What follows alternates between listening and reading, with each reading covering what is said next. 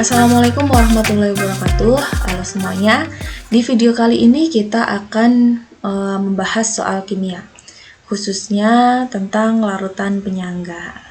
Nah, soal-soal mengenai larutan penyangga. Untuk larutan penyangga ini sendiri ada kalau di SMA itu ada di semester 2 kelas 11 setelah larutan asam basa ya.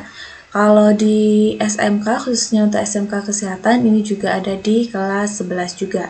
Sama seperti setelah larutan asam basa.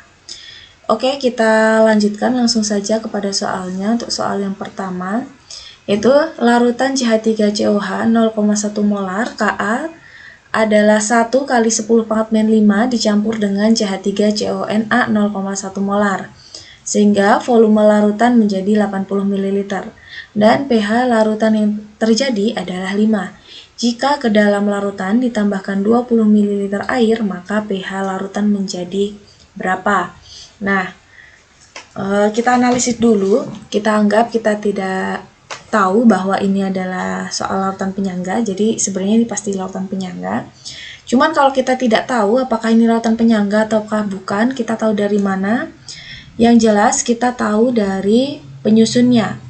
Penyusun larutan penyangga itu berasal dari asam lemah dan garamnya atau asam lemah dan basa konjugasi. Oke, larutan penyangga. Ingat ya, itu bisa terdiri dari asam lemah dan basa konjugasinya atau dia adalah ion negatif dari si asam lemah. Mudahnya begitu ya.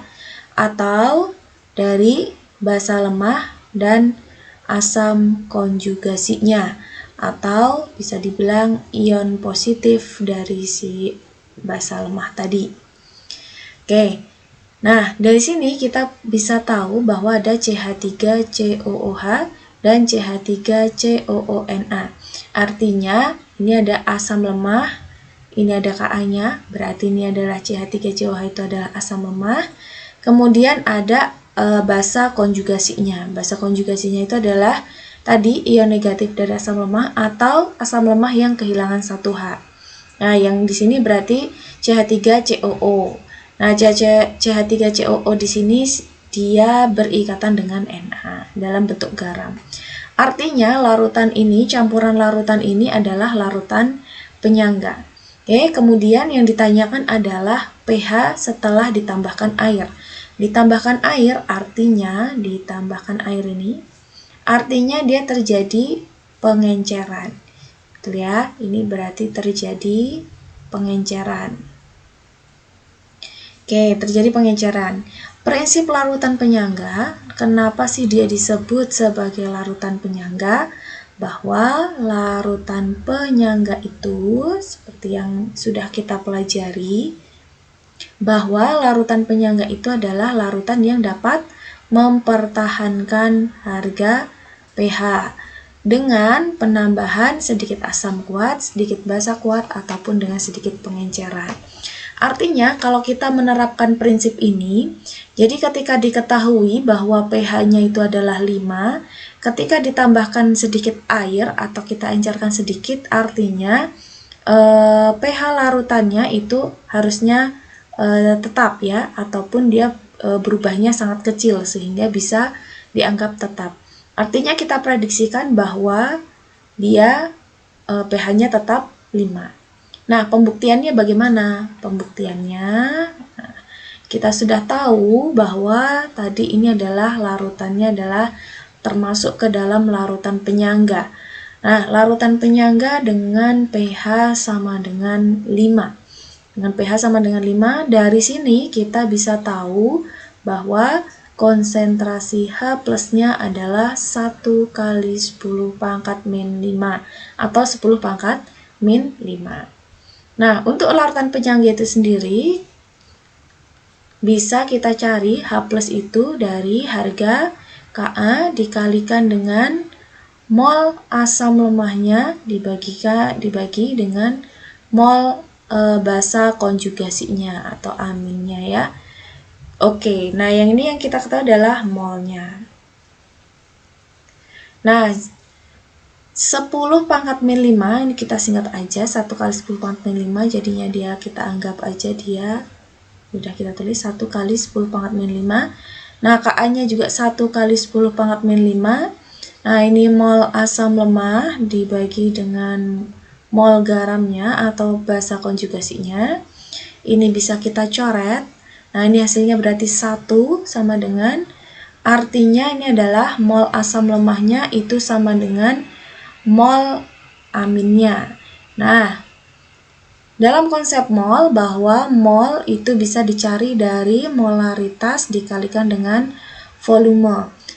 Nah, untuk yang asam lemah, si CH3COOH, ini dia memiliki 0,1 molar, kemudian si CH3COONA-nya, ini dia juga 0,1 molar. Artinya, jika molaritasnya sama dan molnya itu adalah sama, ini ya, bisa kita simpulkan bahwa ini mol A itu sama asam lemah sama dengan mol basa konjugasinya. Nah, jika N dan M-nya sama, artinya volume untuk si CH3COOH dan CH3CONA itu adalah sama. Nah, setelah mendapatkan fakta ini, berarti kita udah ya tidak memikirkan lagi molnya masing-masing, begitu. Jumlah mol masing-masing dalam larutannya. Nah, yang kita tahu adalah volume awal larutan itu adalah 80 ml. Kemudian ditambah volume yang ditambahkan ini adalah sebanyak 20 ml, sehingga volume totalnya ini menjadi 100 ml. Nah, karena tadi pH itu bersangkutan dengan konsentrasi H+, yang mana konsentrasi H+ itu adalah bisa kita cari juga dari mol dibagi volume. Jadi kita bisa cari mol H+-nya, konsentrasi H+, itu sama aja dengan molaritas H+. Nah, berarti ini juga sama dengan mol dibagi dengan volume. Oke, nah kalau molaritas H+-nya itu di awal, untuk yang awal ini ya, untuk yang awal, itu adalah 10 pangkat min 5 untuk mol H+-nya, molaritas H+-nya, dibagi dengan 80. Artinya molnya adalah 8 kali 10 pangkat min 4. Itu adalah jumlah molnya. Ini berarti milimol. Oke, mol H+ awal. Setelah diencerkan berarti kita buat mol H+ akhir itu adalah molnya, mol awal, mol H+,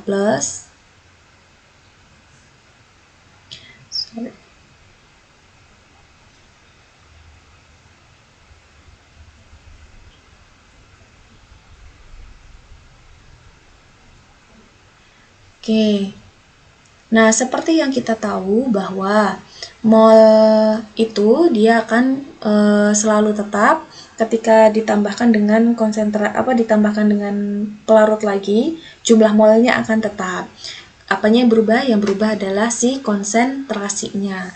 Sehingga konsentrasi H+-nya setelah diencerkan kita bisa menuliskan dengan mol dibagi dengan volumenya, yaitu volume total. Berarti 8 kali 10 pangkat min 4 dibagi dengan volume totalnya berarti dia 100 atau 10 pangkat 2. Saya tulis 100 saja, 100.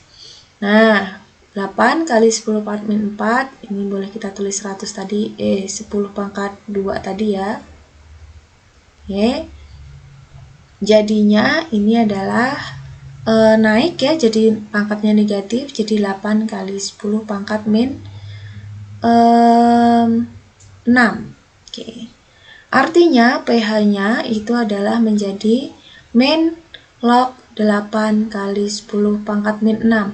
Artinya 6 min log 8. Ini bisa kita ubah menjadi 6 dikurangi log 8 itu adalah 2 pangkat 3. Sehingga bisa kita cari menjadi 6 min 3 kali log 2. Kalau kita cari di tabel logaritma, log 2 itu adalah 0,3. Berarti 6 dikurangi 3 kali 0,3.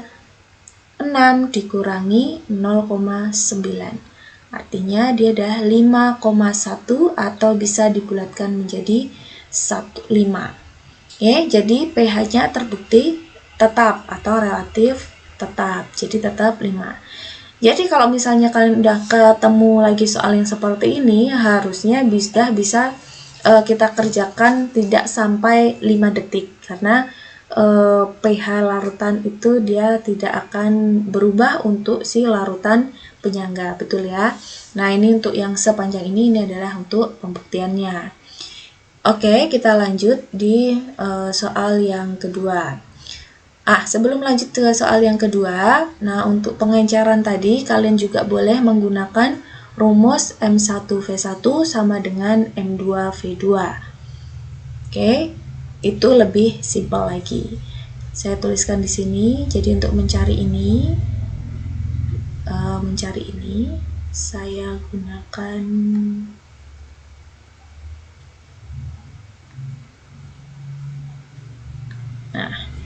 ini cara lainnya, kalian juga bisa menggunakan rumus M1V1 sama dengan M2V2. Oke. Nah, kita lanjut untuk soal yang kedua. Soal yang kedua, 50 ml larutan HCN 0,2 molar dicampur dengan 50 ml larutan 0,1 molar CaCN2. Jika KaHCN adalah 10 pangkat min 6, maka pH campuran adalah berapa? Nah, seperti tadi kita analisis dulu apakah dia termasuk larutan penyangga atau bukan. Oke, ini ada HCN. Ada HCN 0,2 molar. Ada HCN 0,2 molar, dia punya Ka. Artinya HCN ini adalah asam lemah. Kemudian dia campur dengan CaCN2. Nah, lihat ada Cn, artinya dia ada basa konjugasi dari si asam lemah. Hati-hati di sini basa konjugasinya memiliki indeks 2. Nah, jadi kalau misalnya boleh kita uraikan, kalau misalnya mau kita uraikan nanti CaCN2 itu dia nanti kalau terurai dia akan menghasilkan Ca dan Ca2 plus dan 2Cn min. Nah, HCN 0,2 molar dicampur dengan 50 ml 0,1 molar CaCN2. Jadi dia 0,1 molar sebanyak 50 ml. Kemudian tadi kita juga punya HCN itu dia sebanyak 50 ml juga dengan konsentrasinya 0,2 molar. Dari data ini kita bisa dapat mol dengan cara molaritas dikalikan dengan volume. Molaritasnya adalah 0,2 molar dikalikan dengan 50 ml. Berarti hasilnya adalah 10 milimol. Nah, ini juga kita bisa dapatkan jumlah molnya. Molnya CaCN2 yaitu molaritas dikalikan dengan volume, yaitu 0,1 dikalikan dengan 50, artinya dia 5 milimol. Nah, yang kita perlukan adalah si Cn-nya atau si basa konjugasinya. Seperti yang kita tahu bahwa konsentrasi H+, atau untuk mencari pH kita harus cari konsentrasi H+. Untuk larutan penyangga kita membutuhkan Ka, kita membutuhkan mol asam lemah dibagi dengan mol basa konjugasinya, yang mana dia adalah berupa ion negatif dari si asam lemah.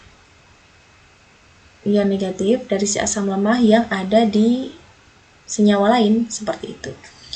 Oke, nah dari sini si Cn- ini ingat kita gunakan perbandingan mol sama dengan perbandingan koefisien ini 1 banding 2. Jadi kalau satunya 5 milimol berarti kalau 2 berarti dia jadinya si Cn-nya jadinya jadinya 2 kali sebentar.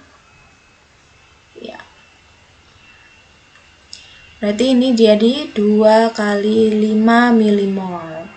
Begitu. Sama dengan 10 milimol. Atau kalian juga boleh langsung lihat dari indeksnya. Indeksnya si Cn ini 2 berarti nanti molnya si Cn 2 kali ini kita kalikan dengan 2. Oke, seperti itu. Nah, kita hitung sekarang konsentrasi H plusnya.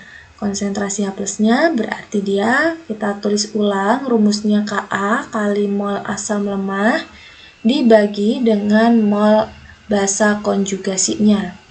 Nah, Ka-nya kita tuliskan, kita di situ diketahui 10 pangkat min 6. Mol asam lemahnya tadi kita dapat 10 milimol. Kemudian kita dapatkan mol basa konjugasinya yaitu Cn-nya itu adalah sebesar 10 milimol juga. Kita coret berarti pH plusnya adalah 10 pangkat min 6 molar. Sehingga pH-nya bisa kita hitung dengan min log konsentrasi H plus atau sehingga menjadi min log 10 pangkat min 6. Artinya dia pH-nya sama dengan 6. Ini ya, pH-nya sama dengan 6. Oke, selanjutnya larutan NH3 0,1 molar dengan Kb 1 dikalikan 10 pangkat min 15 dicampur dengan larutan NH42SO4 0,05 molar sehingga pH larutan menjadi 9 plus log 2. Perbandingan volume larutan NH3 dan volume NH42SO4 adalah berapa? Nah, ini kita ketahui, kita analisis, di situ sudah diketahui bahwa ada NH3, dia memiliki Kb, berarti NH3 ini adalah basa lemah. Kemudian di sini ada NH4, artinya dia sudah ketambahan 1H, artinya dia adalah asam konjugasi. Ada basa lemah dan asam konjugasinya. Berarti ini adalah penyangga yang mana penyangganya adalah penyangga basa. Nah, dari penyangga basa kita tahu bahwa yang bisa kita cari adalah OH- terlebih dahulu. Nah, padahal di sini yang diketahui adalah pH. Di mana pH-nya itu adalah 9 plus log 2. Padahal pH itu bisa kita cari kalau dari POH itu berarti 14 dikurangi POH, artinya kita bisa mencari POH yaitu dengan cara sama ya, tinggal dibalik berarti 14 dikurangi pH. Berarti kita bisa hitung 14 dikurangi 9 plus log 2. Nah, berarti kita tahu kita akan mendapatkan POH-nya itu sebesar 14 dikurangi 9 yaitu 5. Kemudian min ketemu plus berarti min ini adalah log 2. Dari sini kita bisa tahu bahwa konsentrasi OH-nya adalah 2 dikali dengan 10 pangkat min 5. 2 kali 10 pangkat min 5.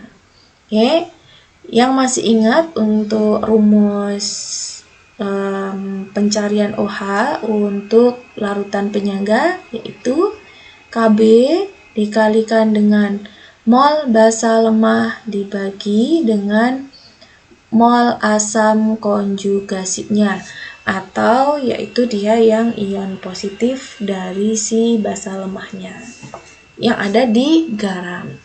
Oke, kita cari tahu dulu masing-masing mol basa lemah dan mol asam konjugasinya. Nah, tadi kita sudah mengetahui bahwa ada NH3, kita tahu ada 0,1 molar, kemudian si NH4-nya 2 kali SO4 ini adalah 0,05 molar. Nah, dari sini bisa kita masukkan, karena ini volumenya itu belum tahu, jadi kita bisa langsung masukkan. Kita misalkan bahwa NH3 ini V1, kemudian yang NH42SO4 itu adalah V2. Seperti biasa, berarti NH4 ini memiliki indeks 2, artinya konsentrasinya si NH4 ini jadinya 0,05 dikalikan dengan 2. Positif itu menjadinya 0,05 dikali dengan 2. Berarti berapa tuh? 0,1. Oke, jadinya adalah 0,1. Nah, kita masukkan ke sini. Nah, OH-nya tadi kita dapat 2 kali 10 pangkat min 5. Ini ya, OH-nya. Kemudian Kb-nya kita masukkan 1 kali 10 pangkat min 5 ya, ini mohon maaf, ini harusnya min 5. Oke, kemudian mol basa lemah. Masih ingat bahwa mencari mol itu adalah molaritas dikalikan dengan volume. Nah, si molaritasnya tadi untuk yang basa lemahnya adalah 0,1 dikalikan dengan volumenya adalah V1 dibagi dengan mol asam konjugasinya, yaitu dia 0,1 juga, V-nya adalah V2. Oke, kita coret yang tidak yang bisa dicoret, 10 pangkat min 5, 10 pangkat min 5, 0,1 dan 0,1. Oke, berarti ini tinggal V1 per V2 sama dengan 2. Artinya sama aja dengan V1 per V2 itu sama dengan 2/1. Berarti perbandingan antara V1 dibandingkan V2 adalah 2:1. Yang mana V1 itu adalah volumenya si NH3, kemudian V2 itu adalah volumenya si NH4+. Gitu. Oke, berarti 2:1. Ya. C.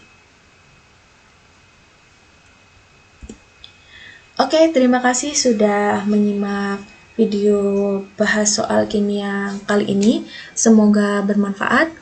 Kita tutup dan sampai jumpa di bahas soal kimia selanjutnya. Wassalamualaikum warahmatullahi wabarakatuh.